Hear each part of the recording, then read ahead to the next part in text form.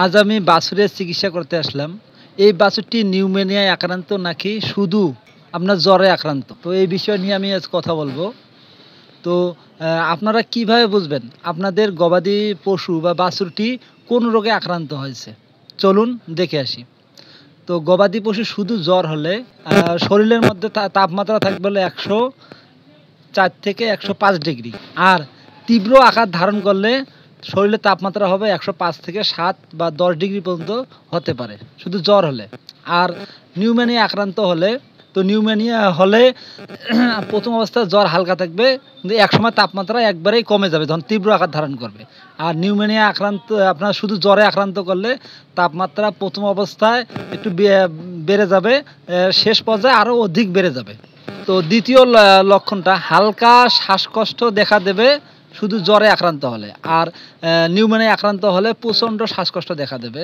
৩ নম্বরে হালকা কাশি দেবে এবং নাক দিয়ে তরল পদার্থ বের হবে জ্বরে আক্রান্ত হলে। আর নিউমোনিয়া আক্রান্ত হলে প্রচণ্ড কাশি দেবে এবং নাক দিয়ে অনর্গল সাদা তরল পদার্থ বের হবে। তো আমার মনে হয় আপনারা অনেকটা বুঝতে পেরেছেন যে নিউমোনিয়ায় আক্রান্ত হলে বা শুধু জ্বরে আক্রান্ত হলে কি আপনারা লক্ষণ শরীরে দেখতে পারবেন। তো তার আগে আমাদেরকে তাপমাত্রা মেপে নিতে হবে। তাপমাত্রা যদি মাপি তাহলে বোঝা যাবে যে পশুটি কোন রোগে আক্রান্ত। যাই হোক, এই পশুটির তাপমাত্রা হচ্ছে ১০৬ ডিগ্রি। তার মানে এটি শুধু জ্বরের মধ্যে আক্রান্ত। যদি নিউমোনিয়ায় আক্রান্ত হতো তাহলে এর তাপমাত্রা থাকতো ১০২, ৩ বা ৪ সর্বোচ্চ। তো যেহেতু এটি জ্বরে আক্রান্ত, তো আমরা এখন জ্বরের চিকিৎসা করব। সর্বশেষ লক্ষণটি হলো, যদি জ্বরে আক্রান্ত হয় তাহলে পশুর পশমগুলো সবগুলো শিংড়ে যাবে, একদম খাড়া হবে, কারণ সে প্রচণ্ড জ্বরে আক্রান্ত। আর যদি নিউমোনিয়া আক্রান্ত হয় তাহলে পশমগুলো স্বাভাবিক অবস্থায় থাকবে, কারণ নিউমোনিয়া আক্রান্ত হলে পশুর শরীরে তাপমাত্রা একটু কম থাকে। জ্বরে আক্রান্ত হওয়ার কারণগুলো কী কারণে জ্বরে আক্রান্ত হয় এবং কোন কারণে নিউমোনিয়া আক্রান্ত হয়। তো জ্বরে আক্রান্ত হওয়ার মেন কারণ হচ্ছে আবহাওয়াজনিত কারণে আপনার জ্বরে আক্রান্ত হয়। তাছাড়া বৃষ্টি ভেজা বা স্যাঁতসেঁতে পরিবেশে থাকলেও আপনার জ্বর হতে পারে। নিউমোনিয়ায় আক্রান্ত হওয়ার কারণগুলো হচ্ছে ভাইরাসজনিত কারণ, ব্যাকটেরিয়াজনিত কারণ এবং কৃমিজনিত কারণে আপনার নিউমোনিয়া আক্রান্ত হতে পারে। তাছাড়া ভেজা ও স্যাঁতসেঁতে পরিবেশের কারণেও নিউমোনিয়ায় আক্রান্ত হবে। তার বৃষ্টি ভেজার পর বা দীর্ঘক্ষণ আপনার বৃষ্টি ভেজার বা ঠান্ডা কারণে নিউমোনিয়া আক্রান্ত হতে পারে। তারপর হচ্ছে গরুর শ্বাসনালীতে কোনো কিছু খাবার ঢুকলে তাহলে আপনার নিউমোনিয়া বা শ্বাসকষ্ট হতে পারে।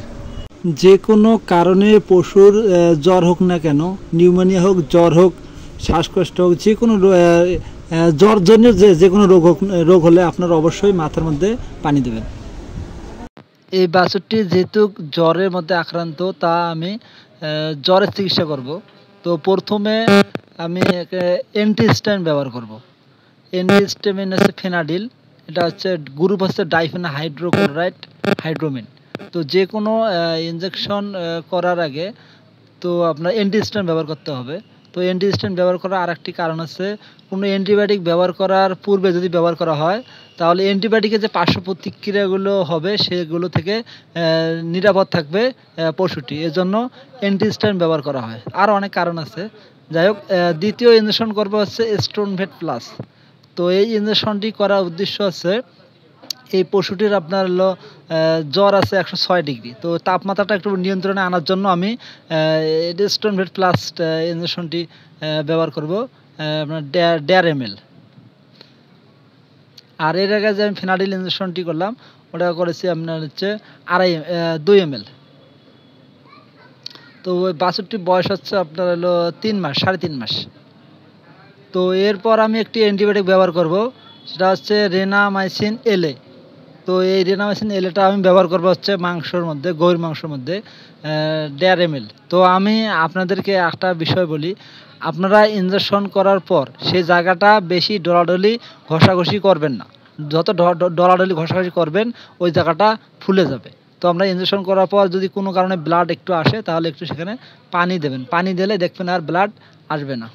তো আগামীকাল আমি একটা ভিডিও ছাড়বো, এই ভিডিওর মধ্যে আপনাদেরকে দেখাবো যে গাভীর দুধ সাপে খায় কিনা। তো আমাদের গ্রামগঞ্জে প্রায় প্রত্যেকটা লোকে জানি যে আপনার হলো গাভীর দুধ সাপে খায়। তো আমি ভিডিওটা ছাড়বো এবং ভিডিওটা দেখে দেবো যে আসলে গাভীর দুধ কখনোই সাপে ওলানে খেতে পারে না, ওলানে মুখ লাগিয়ে খেতে পারে না। তো ধন্যবাদ। আগামীকালে ভিডিওটা দেখার জন্য আপনাদেরকে অনুরোধ জানানো হলো। তাহলে আপনারা বুঝতে পারবেন আসলে গাভীর বাটের দুধ সাপে খায় কিনা। ধন্যবাদ, ভালো থাকবেন, সুস্থ থাকবেন।